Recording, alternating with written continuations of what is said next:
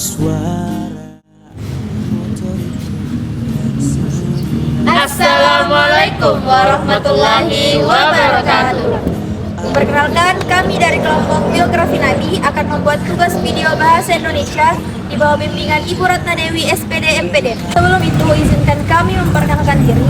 Saya Ulia Azizah dan di samping kanan saya Ira Makfira. Selamat menyaksikan.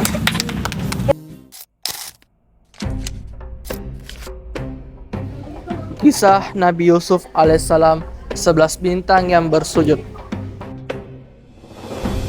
Nabi Yusuf alaihissalam adalah putra Nabi Yakub alaihissalam yang dianugerahi ketampanan luar biasa, mukjizat menafsirkan mimpi, dan sifat sabar. Dibuang ke sumur oleh saudara-saudaranya karena iri. Ia dijual sebagai budak di Mesir, difitnah, dipenjara.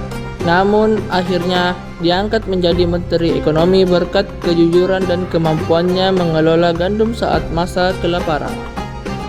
Nabi Yusuf alaihissalam memiliki keistimewaan luar biasa. Di antaranya dianugerahi ketampanan yang sangat rupawan, kemampuan menafsirkan mimpi, dan kesabaran tinggi menghadapi ujian berat seperti dibuang ke sumur dan difitnah. Beliau juga jujur, cerdas dalam mengelola ekonomi negara, dan pemaaf. Nabi Yusuf alaihissalam wafat di Mesir dalam usia lanjut, diperkirakan sekitar 110 hingga 120 tahun setelah melanjutkan dakwah pasca wafatnya Nabi Yakub alaihissalam. Beliau meninggal karena sebab alami, sakit atau usia, dan berwasiat agar tulang belulangnya dimakamkan di Kanaan, tanah leluhurnya.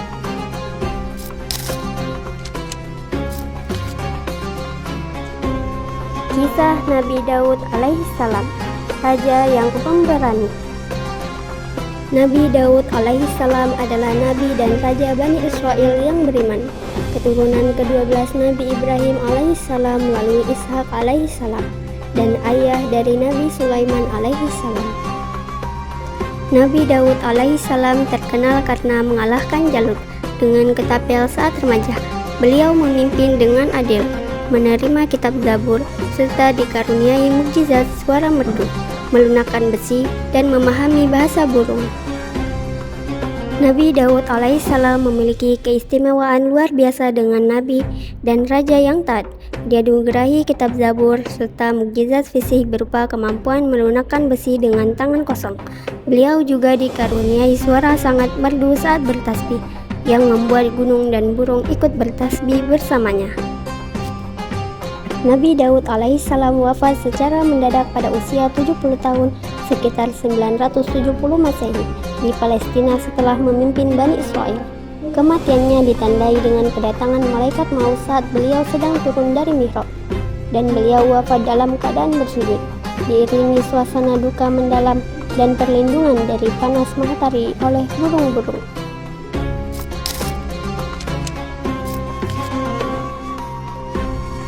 Kisah Nabi Harun alaihissalam, sang juru bicara yang setia.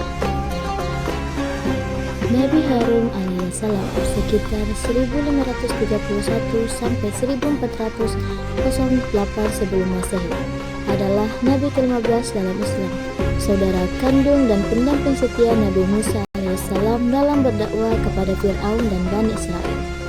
Nabi Harun dikenal karena kefasihannya bicara. Ia diangkat menjadi nabi atas doa Nabi Musa untuk membantunya, serta bertindak sebagai juru bicara yang jujur dan menjaga amanah saat mendampingi Musa. Nabi Harun alaihissalam adalah saudara Nabi Musa yang memiliki keistimewaan utama sebagai juru bicara yang fasih, santun, dan cerdas dalam berdakwah.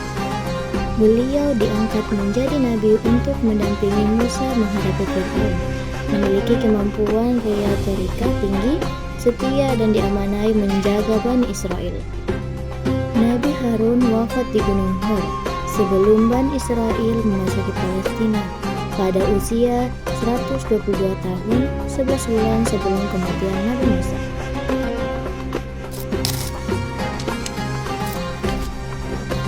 Kisah Nabi Yahya alaihissalam, teguh dan penyayang.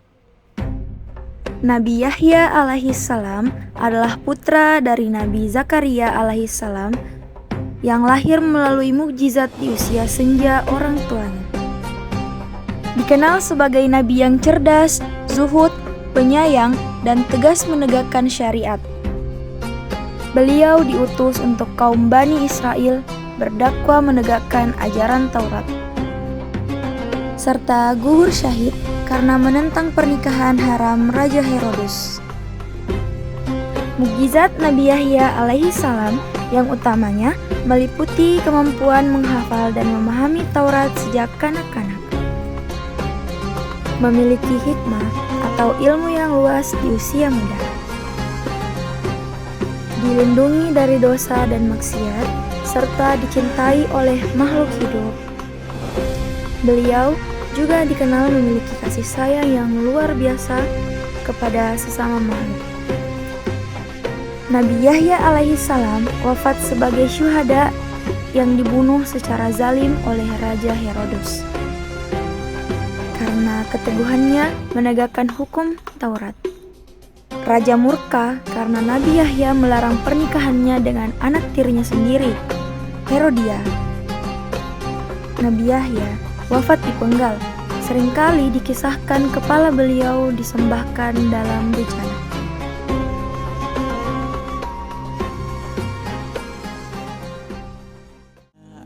Motor itu semakin mendekat, kamu abaikan sapanya.